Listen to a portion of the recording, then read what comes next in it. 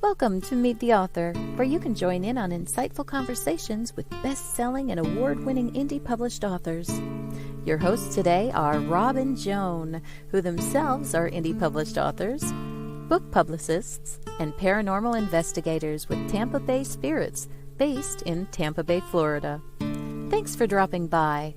And now, on with the show. Hi, I'm Rob. And I'm Joan. We're so glad that you joined us today. Whether you're in our audience watching this live tonight, 7 p.m. Eastern Time, or if you're listening to it later on our podcast, or if you're watching the podcast later on, we're really glad that you're in the audience. And as of December 7th, on Thursday night at 9 o'clock, this show will be rebroadcast on a radio station in Atlanta, Georgia, an FM radio station. So plenty of places to watch us. We have a lot of comments already. William Nelson. Hi, Bill Nelson here, new author and first time attended. Welcome to the audience, Welcome Bill. Aboard. We're glad to have you here. You beat George on tonight. Yeah, you did. Joe Conjal says, hi, Rob and Joan. Hello, Hey, Joe. Joe. We're glad that you're here. Marjorie Deering says, Wednesday again already. Hi, everyone. Hey, yes. Marjorie. And Joy Shelton York. Hi. Hi, Joy. And actually, that brings me to the next thing I wanted to say. We will be having a paranormal podcast. It's the last Thursday of the month, tomorrow night. And you guys, Jessie has some real ghost stories that people have written into her. So she'll be telling one tomorrow night. She'll be reading one tomorrow night. And then we're going to talk about elementals. But also we're going to tell you about the May Stringer investigation that we did, because you guys, we had crazy stuff happen that Very crazy. that we've never seen before. And I can't wait to tell you all about it, because some of it is really bizarre. Really, I mean, we've been doing this for a long time, and we were like, wait, what? That'll be tomorrow night on Haunted Campfire Tales podcast, 7:30 p.m. Basically where you're watching right now, Yep. for the most part, or you can go over to the Tampa Bay Spirits Facebook page and watch there. And you can catch up on all the old episodes at Tampa Bay Spirits 1 at .com on our website there. Joe Conjal says, congrats on the Atlanta station. Yeah, that's pretty cool. Any word on the British magazine? No, we haven't talked to them about, they want us to do, they want to interview us and do an article about us in their magazine, and we'll be doing that soon. I really would like to wait until after the holidays, because we've been super busy. That would be the best. And George Dismuke says, okay, so like I'm here, dogs at my feet, a wedge of Nadine's birthday cake at my elbow. Happy birthday, Nadine. It wasn't today. It was yesterday. That's German chocolate cake. Thanks, George. With pecans. And George's leg is propped up. Good to know. That's good news. He was bitten by a spider, and it's very bad. It sat down beside. No. Episode Rewind. This coming Saturday is episode 107. Maureen Dixon. Pilots of the Caribbean, not pirates, Pilots of the Caribbean. And that's at 5:30 p.m. Eastern Time, right where you're watching this. That was an amazing show. Remember, you guys? Yeah. UK. Yeah, and she spoke about that author. Mm-hmm. She spoke about that gentleman that made me cry. He was so amazing. Yeah. Next week, we're going to be live again, and we'll have author Mike Clifton on again. He was on last year, I think. We like Mike. He has a new book coming out. He's another Texan. And let's see what else we have. The Magnolia Bluff Crime Chronicles full book series tour is well underway now. They had stop number 2 today, and I think, or was it stop number 3? I think it was 3. It was 3 Joe's today. in the That's right, Monday, Tuesday, and Wednesday. So it was stop 3. 3. And it's going on until December 8th. You can go to LoneStarLiterary.com, and then you click on the blog tours tab. If you're having trouble finding it, just email us and we'll be happy to help you find that. There's a giveaway bundles of books, series books, and even I think it's a gift card. A gift card. An Amazon gift card for $25. Yeah.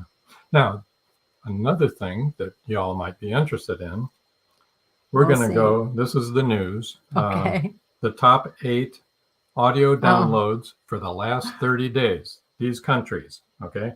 Number 8, running in, just barely making it into the 8th slot, is Saudi Arabia. 7 is the Netherlands. 8 is Canada. Come on, Canada. Come on there. And you can be more than number 7 or number 6. 8, 7, 6. 5 is India. Bangladesh is 4. They're always in the top 5. Russia has slipped down into the 3rd spot, and the UK is number 2 now. They moved up probably into because the of that spot. article. Yeah, there you go. And but US, of course, is number 1. We're carrying 65%. So there's a lot of people in the other parts of the world that are watching this show, and we thank you for tuning in. So Joe Conjal said, how was the camping trip? It was wonderful. It was really, really fun. It rained every day. Yeah, but it was really nice. We got a lot of writing. It was a writing trip, so that made sense. Yeah, and then Joe Conjal said, and we wind up the tour. We do wind up the tour. Yeah, we're in the caboose. We've been married a long time. Yes. Okay, so what else would you like to talk about? How about we talk about our author that's going to be on tonight? She is a New York Times bestseller. Paul Hollis says, hello, Walt. Robert White. Ooh, yes. And here's another part of the world watching from Australia. We're glad that you're here. Thank you for tuning in. I hope you're doing well today, Robert. I do too, Robert. We think of you often. Think good thoughts. Yes, I would Patricia? Like to actually introduce the author, New York Times bestseller, Patricia Crisafulli, and I think you're going to really enjoy what she has to say and share with us. So. And if she hasn't gone home, we're going to bring her on right now before she does go home. Right. Okay. Hi, Patricia. Hi. Well, luckily I am home, so I could just listen and be home. So it was okay. One more comment. Paul Hollis says, hello, all. Hi, Paul. We're glad that you're here. There we go. Okay. That's it for comments for now. All right. All right. So how are you doing, Patricia? I'm doing great. It's so very atmospheric. I'm in Oregon, as we talked earlier, and it's getting very dark and foggy, and it's a perfect atmospheric condition. I wish I could turn my computer on, but last time I did that, it went off. So we're not doing that. We remember that. Yes. Yeah, it's it is becoming a dark and stormy night. So it's good for a mystery, or exactly for a paranormal thing to happen. Exactly. So I feel like it's and the trees are getting really dark looking. Be good for a true crime, right? We've got another comment from Robert White. He said he's doing well down here aside from the heat because it's summer there, and of course we're at the beginning of almost the beginning of winter, not quite there yet, but yeah, we were in the 40s overnight. That was brutal. Very brutal for Tampa Bay, Florida. You know, for us, it was. I know for other people in other parts of the United States, they're like, "Oh, that's that's springtime." What are you talking about? Take off my jacket. It's 40. You should see me going out. Thermal shirt and a sweatshirt and a jacket and a hat and gloves. I don't normally wear long sleeves, and I'm wearing long sleeves right now. Robert White said, dark and stormy in Oregon is a normal state for the place, isn't it? Exactly right, Robert, especially this time of year. And I'm one of those weirdos that, I love my summer. I'm a runner. I go outside a lot. But this time of year when the days are short and it is sort of dark and kind of insular and kind of like a cocoon, I love it. I am very much not the majority in my family who just look at me and go, what? Joe Conjal said, my son and his wife were in Portland, Oregon. Right before the holiday, they hit a lot of microbreweries with great pizza.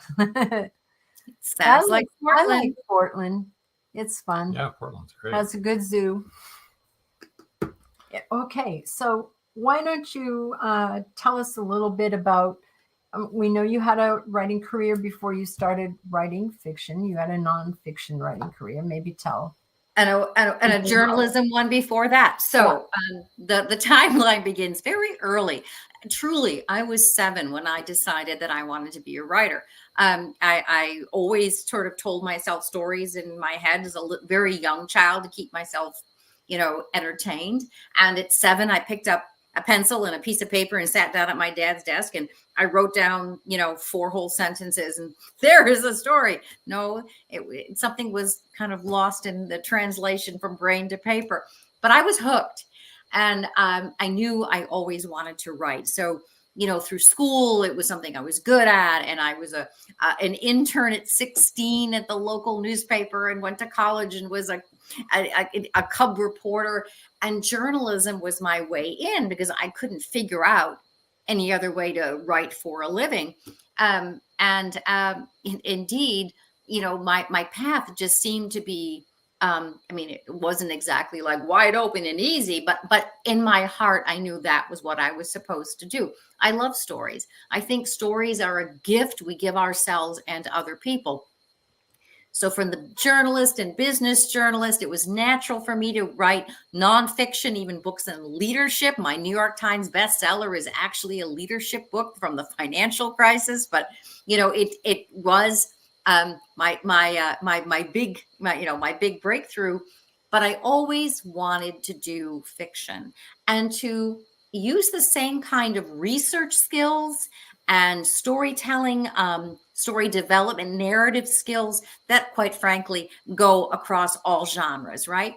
And at the age of 52, I went back to Northwestern University for a 5-year program, working during the day and go to school at night to get a master's in fine arts and in creative writing.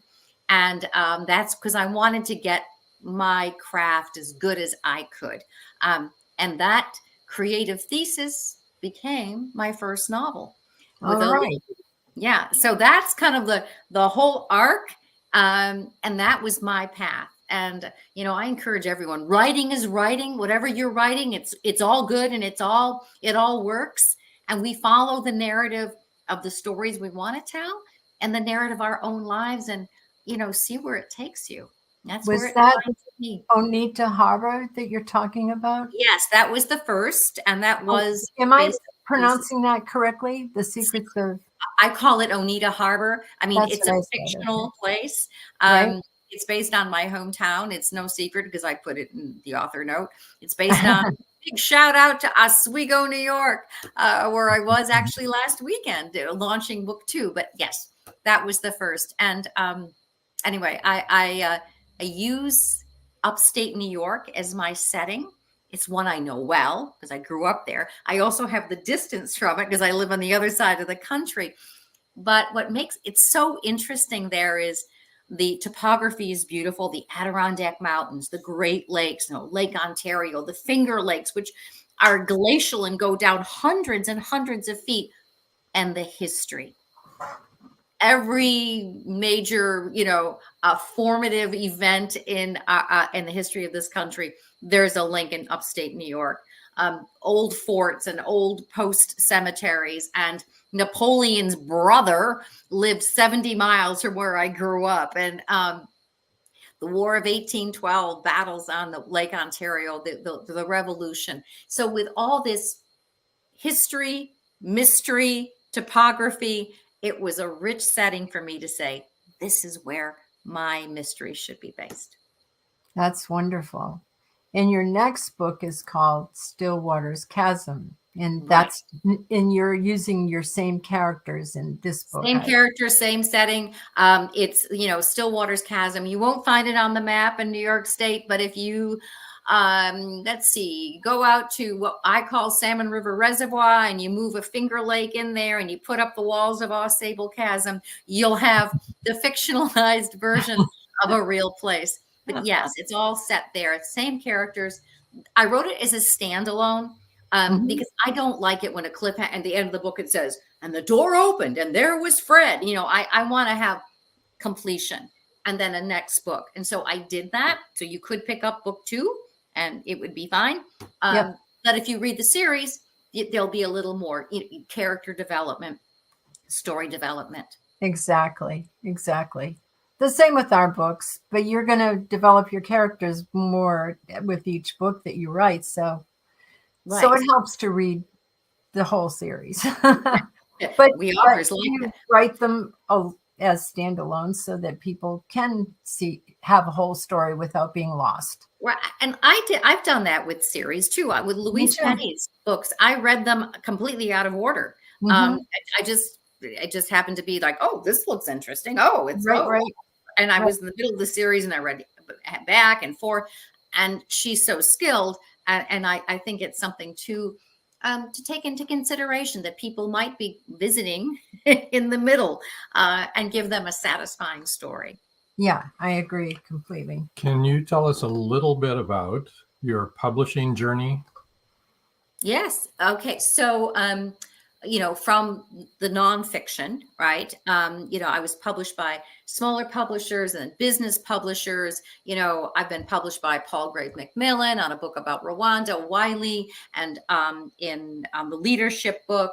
My very first book was actually HCI, which is the folks who published the Chicken Soup for the Soul series. So that they did my very first nonfiction book.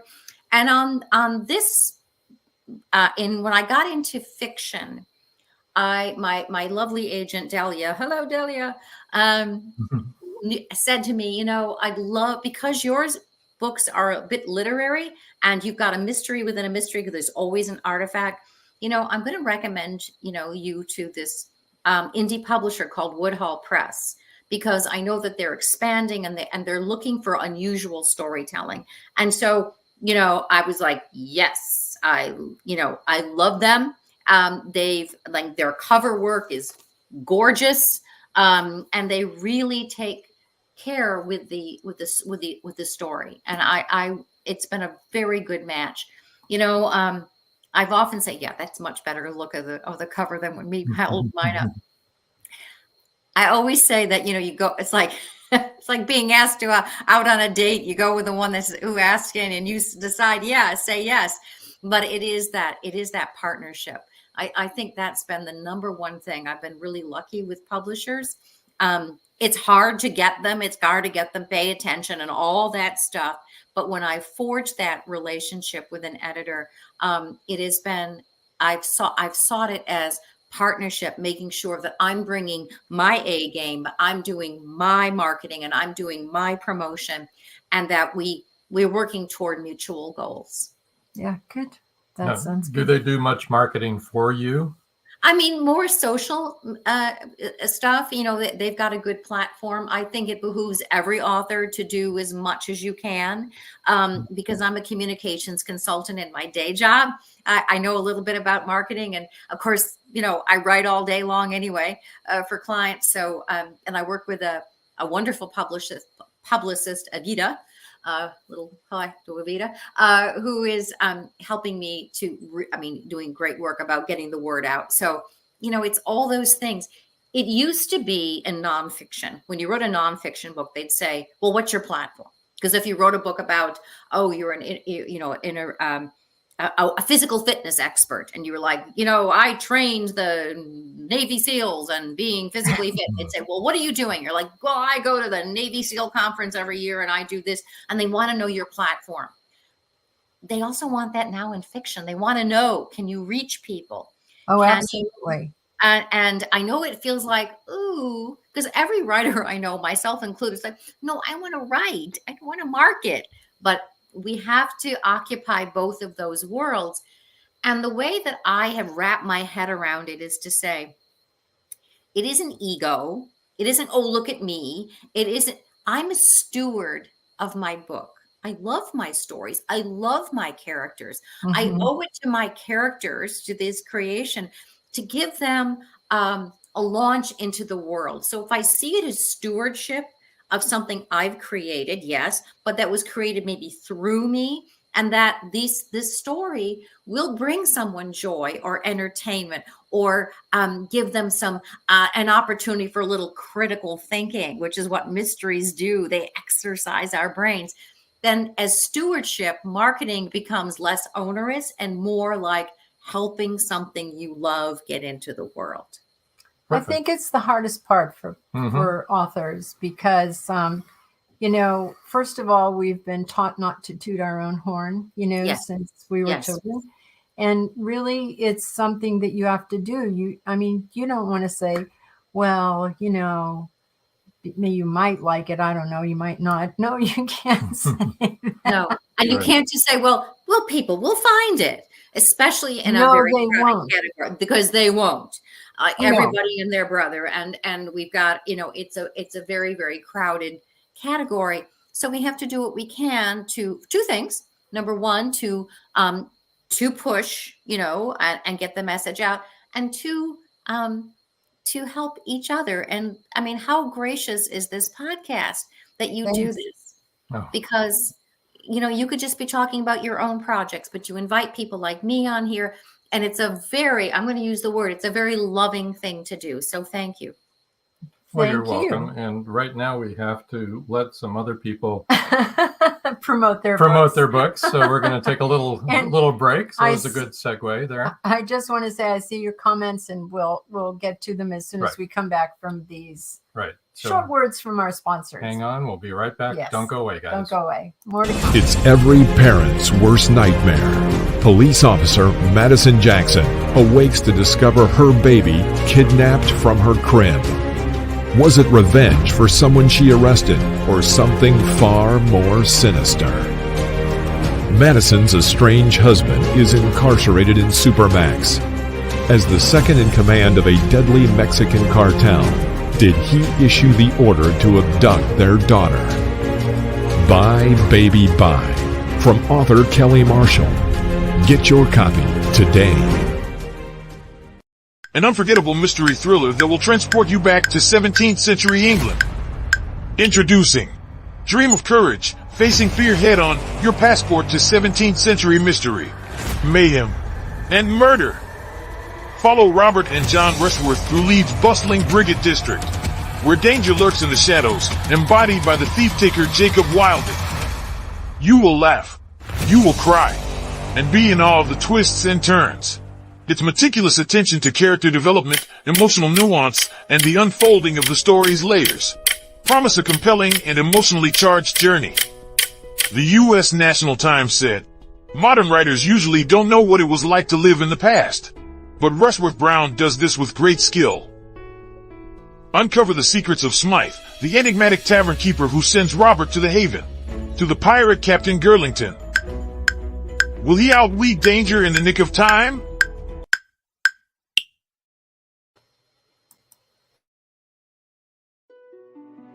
Paradise, my prison. Charlie Flint awakens from a deep sleep and finds himself alone on a tropical beach surrounded by a palm tree jungle and exotic animals. He cannot remember who he is or anything about his life. First, he must find food and build shelter and protect himself from hidden dangers. As his memory gradually returns, it reveals what a very flawed person he is. A man who made too many mistakes, made too many enemies. The implications of the truth are staggering. How did Charlie get there? And will he save himself? Paradise, My Prison is the riveting new suspense thriller from retired Hollywood scriptwriter George Dismukes. Paradise, My Prison by George Dismukes is available in jacketed hardcover, softcover, and all ebook formats worldwide.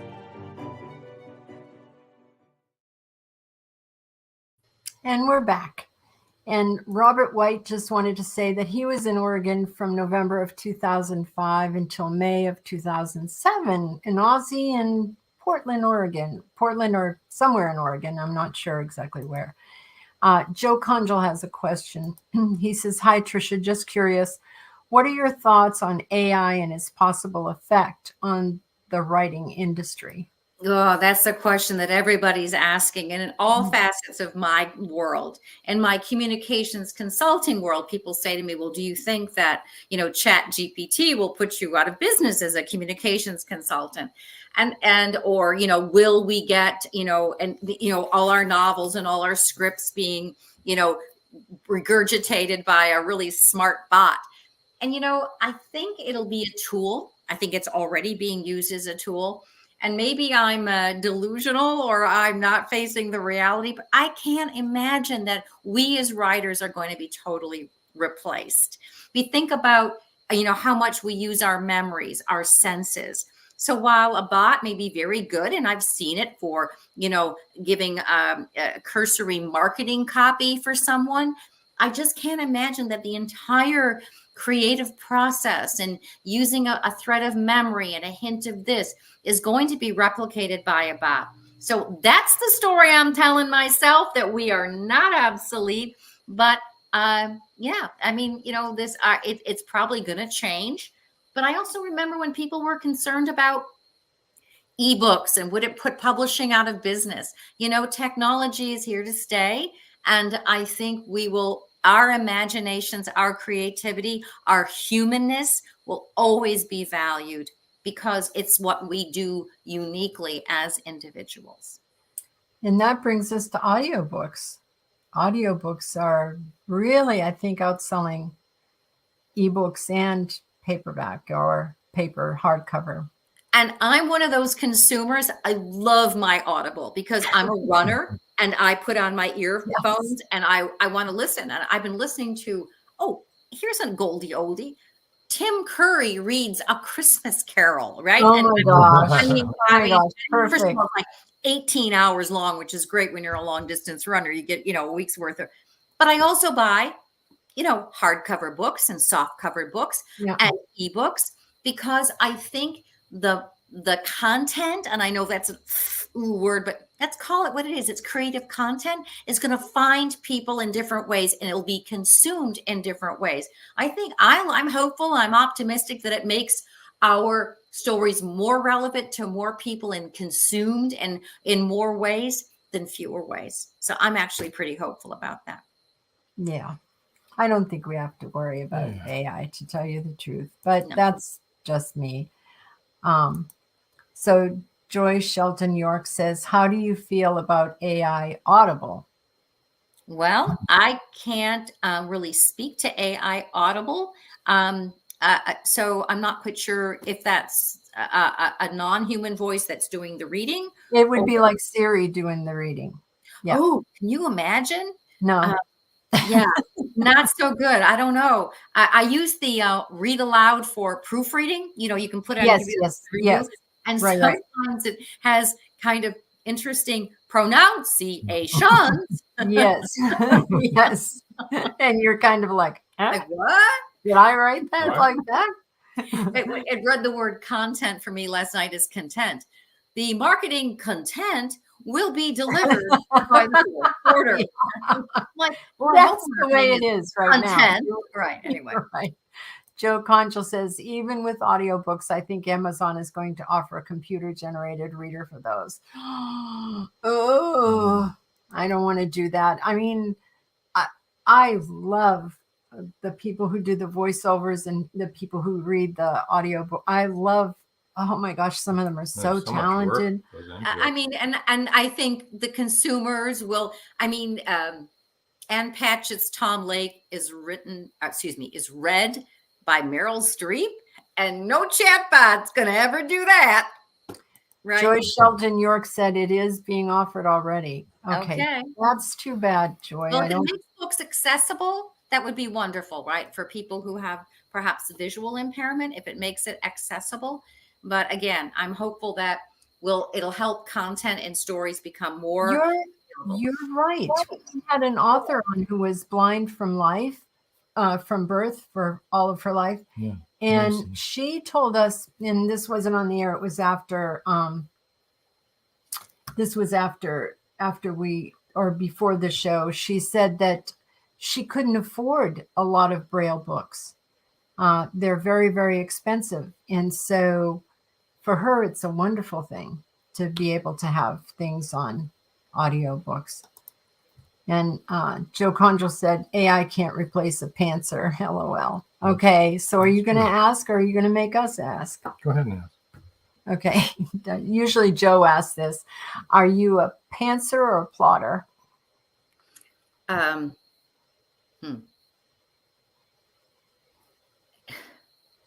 You know, an outline, or do you? I like to say that I do an outline, and I'm doing one of these because I kind of changed my way of doing this from book 2 to book 3, the one I'm working on now, where I did more of an outline. And I liked it because it gave me guardrails, and it was a time when I had a lot of distraction in my life. But I'm one of those people, I like to dive in and just start writing. And then in the middle, say, okay, what the heck do I have here? Yeah, where am I? I truly believe, art is in the rewrite. And then I sometimes do what I call a reverse. I'm going to give you a crazy answer, a reverse outline. Okay. In the first 180 pages I've written, this and this and this and this, and I see that maybe that should move. So I do this kind of free flow, then do an inventory, kind of fit it into a retrofit it to an outline, and then maybe see where it goes. But I'm one of those people that I like to listen to my characters. I like to be surprised, but I usually know the end scene. It's very unusual for me to be surprised in my end scene, but it did happen in book 2, where suddenly. That's awesome. I said, that's awesome. That's really good. Yeah. I was very surprised. Actually, it happened also in book 1 when a character said something, and I don't want to spoil it. It said, I thought it was all going one way, and then a character said, well, can we really do this? And I'm like, stop talking. Stop saying that. And then I realized that, unconsciously I had developed that, and I went for it, and it became a much more satisfying ending. So we added a third style here. You realize that? Yeah, that's why I was like, reverse plotter. Reverse plotter. I'm a plotter, a pantser, or a reverse plotter. Reverse plotter. I like it. And George Dismuke says, and then there are old school barnacles like me. You ain't ever going to use AI. No, I don't want to listen to AI either. No. George said, Tricia, do your characters come to life of the pages for you? She just answered that before you were asked. Crazy ways, George. I mean, I dream about them sometimes. I actually dream the name of one of my characters, Daniel Red Deer. I was trying to come up with, this was years ago when I was, in the early stages of what became the thesis and all that stuff. And I was like, I need a character name and whatever. And I fell asleep. And in this dream, this man stands in, in dark background, and he has hair pulled back, gray hair. And he says, my name is Daniel Red Deer. My name is Daniel Red Deer. My name is Daniel Red Deer. And I woke up and I was like, so that almost like Sheldon on The Big Bang, Yeah. I'm not sure what that means about me, Yeah. But and I was like, okay, I'm going to go with it. And so my characters do come alive. They do surprising things. A bad guy turns out that he wanted a redemption. Let's see who else. 2 characters fell in love that I didn't see that coming. And I was like, oh man, I got to go rewrite a bunch of stuff. So yes, they always surprise me. George Dismuke says, one of my characters keeps getting in the fridge and drinking all of my beer, to which Robert White said, at least they aren't taking the chips and cookies. There you go. Or the car, right? Well, that would be bad. When do you want to have Patricia read? We should probably do that very soon because we're going to second break coming up pretty soon. Let's do so that. Why don't we do that Are you good right with now, that now? If you're ready to read. I'm sorry if I keep calling you Patricia, but our daughter is Patricia. Everybody else calls her Trish. And my sister calls me Patricia. So you're in good, and you're in good. Anything. It's all good. And it is my author name, Patricia, and Tricia, and it's all good. Okay, so I'm going to read you a little bit from The Secrets of Stillwater's Chasm, which is book 2, and the Ohnita Harbor Mystery Series. So the setup, real quick, is my protagonist, Gabriella Dominici, is out on a lovely hike in the beautiful foothills of the Adirondack Mountains with Daniel Red Deer. And they are very much having a romantic day, and it's beautiful there. But of course, as you can imagine, since this is a murder mystery, things are going to get kind of interesting. The September sun rose above the trees and stood nearly at its apex. Gabriella paused to retrieve her water bottle from her backpack and took 4 long swallows. She offered it to Daniel, who drank deeply. When they'd had their fill, she replaced the bottle and reached for his hand to continue walking. She recited what she'd read the night before about this part of northern New York State, how during the most recent ice age, great glaciers had carved deep lakes and chasms and piled debris and earth into tall foothills.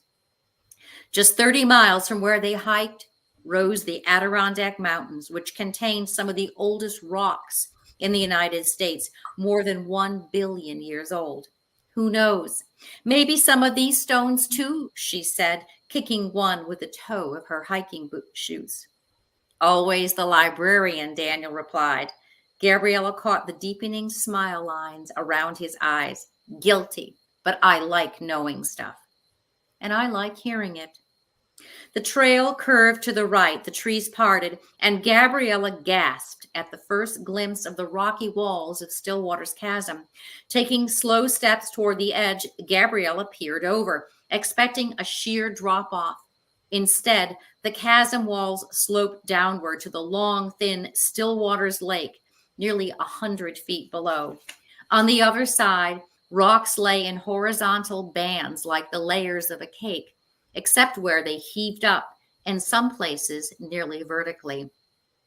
Gabriella scanned the rugged land stretching in all directions. Not one human-made structure could be seen. I see why you love it here. Daniel came up beside her and placed his hand gently on her back. It's one of my favorite places. They followed the curve of the lake, skirting a small marsh studded with cattails.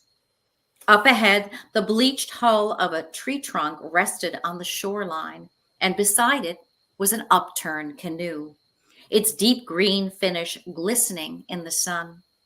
Gabriella looked behind them, wondering if they should walk in the other direction to preserve the illusion of being the only people here. But Daniel continued forward. On the other side of the tree trunk, hidden from sight until they reached the canoe, a man stretched out, face up on the rocks. For an instant, Gabriella recalled Daniel reclining on the ground and wondered if this man might be sleeping. Then a faint gurgling noise grabbed her full attention. She dropped her backpack and rushed over to him. He looked to be about 30, dressed in jeans and a plaid shirt with a gray quilted vest. His body trembled stiffly, his arms and legs rigid against the stones along the shoreline. Help me roll him on his side, she ordered. Daniel grabbed the man by the shoulders, lifted him away from a puddle of vomit around his head. The man's body shuddered, then went limp. Gabriella began to detach, as if floating above the scene and watching herself attending to the man while Daniel waved his cell phone in the air and complained about getting a signal. Focus, she commanded herself, and recalled the first aid training she had received years ago and the refresher course she took periodically. Pressing her fingers into the man's neck, she felt for a pulse. Nothing, or perhaps just very faint. Her vision dimmed, narrowing to a tunnel. To stop it, Gabriella swept her gaze over the water, across the beach and the woods behind them. She saw another person lying there on the ground where the stony shoreline met the trees.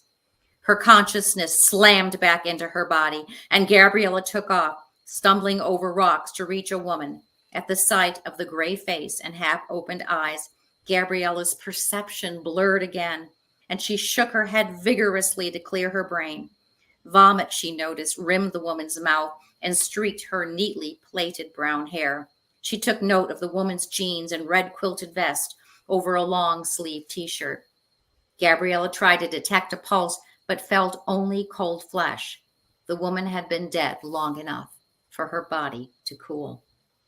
Turning back toward the beach, she saw Daniel splashing the man's face with water. "Come on, wake up," he yelled, piercing the swirl of fear. One thought whipped Gabriella into action. She had to save this man. Rushing over, she knelt beside his body and began rapid chest compressions to a count of 30, then breathed twice into his mouth. "Go get help," she told Daniel between breaths. "I'm not leaving you here," he said, "and I'm not leaving him." then we're both staying. Wow. That was wonderful. That was very, very good. So What's we have going on in that town? Okay. a lovely hike. Suddenly there are 2 bodies, one person dead, one person dying. A little tiny surprise. They go up the trail to get help, and when they come back, no bodies. Ooh. Wow. So Joe do you believe your senses? Do you believe what you saw? Do you believe? Thank you. Wonderful reading. That's very kind. Yeah. Do you believe what you see, what you believe? And Gabriella finds herself in this place. And all of my mysteries have this modern day, who done it. And underneath is always an artifact, because she's an authenticator. So she busies herself with other things to distract herself from not thinking about what she saw. And of course, you can imagine that the mystery of that artifact and the mystery of these people are going to find a way to cross. And Joe Conchel said it's chilling, and it was chilling indeed. Marjorie Deering had made a comment earlier, which we didn't get to. It says, my book, The Horror Within, was just released in audiobook format.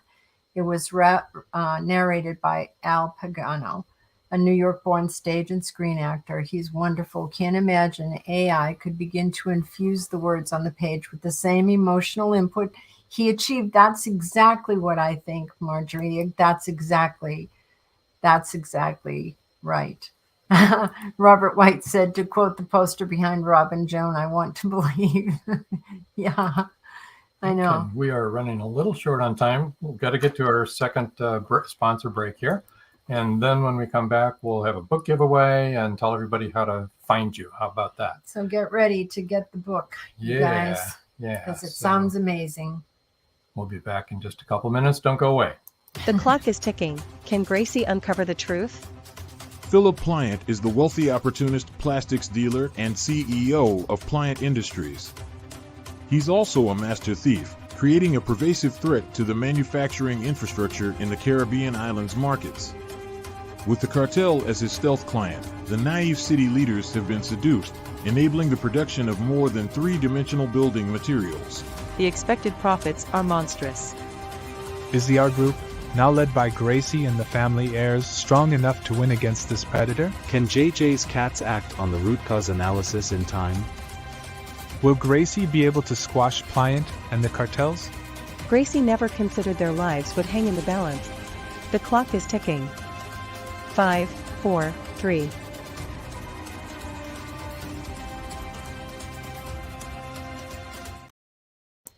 It's 1919, and Eric Laska returns from the war in Europe. 2 new enemies await him in the small, coal mining town he calls home. One is a threat to his relationship with Rebecca, the love of his life. The other, a bloodthirsty beast, is stalking the mining town residents. The townspeople suspect Eric of one of the killings. An old man and Rebecca's 11-year-old sister have seen the beast, but only Eric believes their story. To protect the town and clear his name, he's forced to prove the werewolf exists. Available on Amazon. The Horror Within by Marjorie Swift Doring.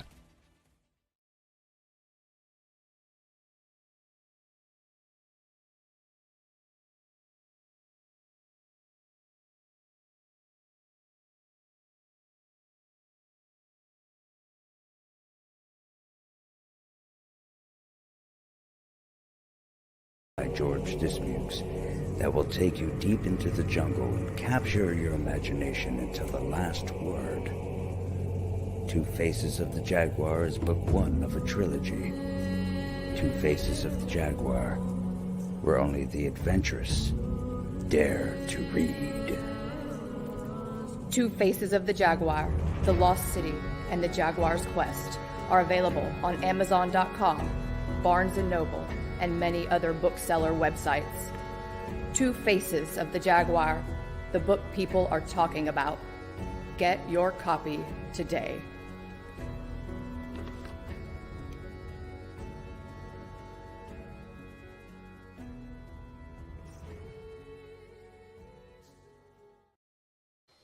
And we're back. We are. Mhm. No doubt about it. That was Okay. a really fun reading. I really enjoyed it. Yeah, that was really good. Thank you. Thank you. That was fun to read, even though I got the word sorrel sort of stuck, but it's a good thing. I guess my heart was pounding too much. Even when we read our own books, right?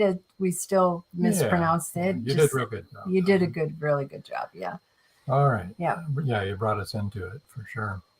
Yeah, definitely. Yeah. Well, I could see it. I was right Well, I there like to with play with that. I know we have to get going, but I like to play with beauty and this kind of a bucolic setting, and then suddenly there's danger, because I like to kind of jar things. What looks like a gorgeous day, right?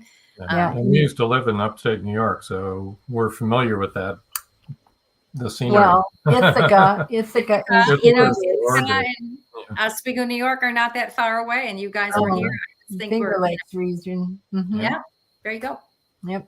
Okay. Well, here's her website, Patricia's website. Tricia, I should call you how you want to be called. You can tell me whatever you like. Just roughly for dinner, right? Okay, her website is faithhopeandfiction.com. I'll go ahead and spell this for everyone who's listening and not able to watch the podcast, but I'm sure you all know how to spell this. It's FAITHOPEANDFICTION. So that's the website. You can go to the website. You can find all of her information, all of the places you can find her on social media, and I'm sure you even update people on what's new and what's coming up and all that kind of thing, right? Yeah, and it's an e-literary magazine. You can read some short stories. You can submit some short stories. Yes. I mean, all Awesome. kinds of things. Yeah. You want to give her email? Yeah. Tricia's email is tricia@faithhopeandfiction.com. So that's pretty easy to reach her there. And the book giveaway tonight is the one you Wait a minute. Let's spell Tricia, because that is spelled different by different people. It is. Even our daughter does. Our daughter spells differently. Yeah. It's TRICIA. Okay. All right. Sorry. All right. But I just want to make sure they could reach her. Not the FBI, it's the CIA. Okay. Now, That's right. The book giveaway is the first 3 people to email Tricia@faithhopeandfiction.com will win an ebook copy of The Secrets of Still Waters Chasm. Which is what she just Which read is what from. she just read from. And you'll find out about all those bodies lying around in this beautiful scene, and then they're gone. Yeah. You can, on our website, you happened? can find out how to get the first book too. So you can be right all up. You can figure it all out. I'd love to hear from folks. Yeah. You can read the first book and figure out how the romance started that we walk in on this book. So we have about 5 minutes. Would you like to tell us what's on the drawing board, if there's anything? Absolutely. Gabriella isn't done yet. And so I'm very excited about having my 3rd novel, underway, continuing this story and mining more history in the Ohnita Harbor area. That's my goal. Do you have a working title of? I do. It's called The Secrets of the Old Post Cemetery. Because in my hometown, there is a fort that goes back to 1726 and was rebuilt in the early 1800s. And there is an old post cemetery where these very modest little grave markers, that's unknown soldier 1776. Oh my goodness. And I was like, okay, this is asking for something. So I play with time a little bit. It's got a historic prologue and epilogue, and then a modern story in between, and of course, an artifact that Gabriella, the authenticator, busies her mind trying to figure out what this is and where it belongs, as she stumbles inevitably into danger and mayhem and chaos, and has to find the courage to stand up for what she believes in, protect those she loves, and get herself out of the crosshairs. She does a lot of that. Good. That sounds really good. I love that cemetery.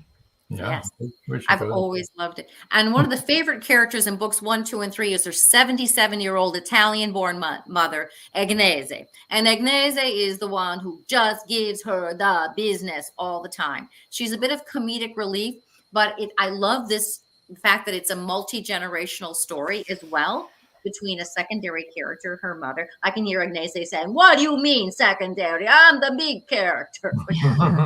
We just don't tell Agnese that. So that's another thing that I really like in storytelling is they have families. My characters, have texture. They've got context. The people they are is revealed in their interactions with others. Gabriella, single mom. Gabriella, her mother's daughter. Gabriella, in a relationship with Daniel, and also a community leader because she's the executive director of the library. So excellent. Has all these hats. What do you think? Do you think it'll continue after book 3, or do you think you're going to be? How are you feeling? Do you feel like you? I'm not done. I'm not done. I think, and Gabriella isn't. I'd love to do a Christmas mystery. I think this town and all that snow and all the quirky characters, it'd be really fun to do a Christmas mystery in this series. So that's good. That's good. You may have said it, and I may have missed it. When is book 3 possibly going to be coming out? I would hope that the end of 2024. They tend to come out at the end of year, so that would be my hope. Okay. All right. So maybe next fall, early winter. We'll be on talking again next fall. That's fine. Make it an annual event. Right. There you go. Actually, for some of our authors, it has been an annual event. Yeah, it sure has. Yeah. Okay. Well, is there anything else you'd like to speak about, Trish? I think that, there's a couple things that are near and dear to my heart. Number one is, and I know that I can just tell by the comments being asked and those fabulous commercials, I'm riveted, is that, we're all pursuing our dream and we don't accept other people's no. It's not no, it's just not yet, or it's almost, or different direction. And we keep our dreams alive and we keep our writing ambitions alive. And we let those stories take us to different places. That's the best adventure we can give ourselves, are the stories we write. And when we love them, there's a good chance other people will love them. That's number one. That's the thing I love, what we all do, right? Right. So I allow myself to be surprised. I allow myself to, I love research. There's a lot of research for me in my books because there is an artifact and there is this history. I play with history, but it has to be factually based. People who really were in upstate New York at the time. And discovering weird facts and quirky things and how something could be plausible just brings it alive for me in such a fascinating way. And I mean, what better way to spend my alleged free time? But I think that pulls at us. Mysteries pull at us because they help us to find our way through complex problems. So when the world feels uncertain or maybe life is as challenging, mysteries are a good escape, but there's something else besides escape. They engage that problem solving. We see dot to dot to dot to solution. And I think that's an exercise for what we can do in our own lives to say, I'm stuck, or I can't figure this out, or whatever. And we see dot to dot to dot to solution for ourselves. So read a mystery, get your critical thinking going, and it'll make your life better too. There you go. Robert White says 50 ways to slay in New York City, or Oswego, or, our made up town, Ohnita Harbor, our book title. Yeah. Thanks, Hopefully Robert. That was a book title. It was a book title. He was just throwing it out there. Okay. Well, I want to thank you so much for joining us. My pleasure. Thank you. Look forward to hopefully next year doing the same thing. This was really fun. Yeah. Really enjoyed it a lot. I'm sure the audience did as well. So going to move you over and hang on there. And we're going to close out here. I think we have another. Joe says, great show tonight. Thanks to Tricia, who is a bundle of energy. And of course, Joan. Thank you, Joe, for tuning in. Paul Hollis says, another wonderful, informative show. Thanks, Rob, Joan, and Tricia. Thank you, Paul. And thank you, audience. Yeah, the show wouldn't be the same without you, Tricia, or without the audience. It'd just be Rob and I talking. And nobody wants to see that. Nobody wants to see that. So next week, Join us Wait same a time, minute, one same more. place. Marjorie Deering. And may I say that the voiceover actor did make a little mistake on Marjorie's book. He calls her Marjorie Doring, but her name is indeed Marjorie Deering. Thanks for another terrific episode, Rob, Joan, and Tricia. Thank you, Marjorie. And thank you, George. Don't forget to tune in tomorrow night, Marjorie. It's going to be fun because some crazy things happen. Yeah. George Dismuke sure. says, great interview. Okay. So I want to also tell the people in other countries that are listening to this podcast, we'd like to kind of hear from you. So give us an email at carternovels@aol.com and tell us your story. What are you there for? Where are you? And how you like the show and all that. Mm-hmm. And Joy Shelton York says, great show. Thanks, you, Joy. Joe. Marjorie Deering says, I'll be there. Oh, good, Marjorie, because it's really going to be fun. Oh, William Nelson said, I enjoyed this. I will be a regular. That's Super. Great, Bill. Glad to have you, Bill. Yeah, tune in next week. There's Same always room time, for same more. channel. Tune into the Paranormal Show, the same channel. Well, yeah. Sort of. Yeah, sort of. Okay. So right now, I want to remind everybody to tune in to Voice of Indie podcast right after this show. And here's a little outro to tell you how to get commercial there. on how to get there. So until next time. That's all, folks. Night.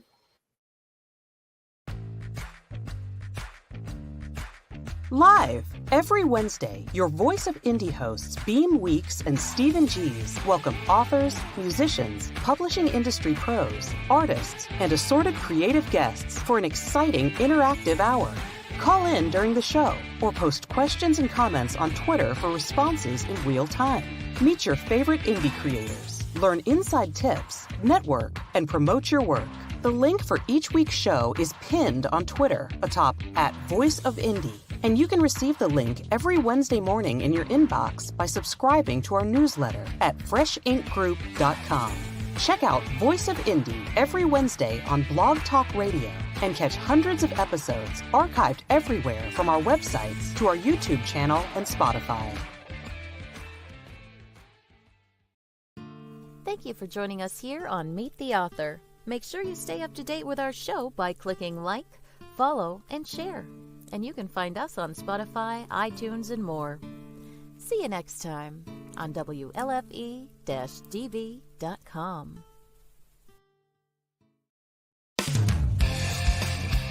You've been listening to WLFE-DB.com, where our shows are your shows.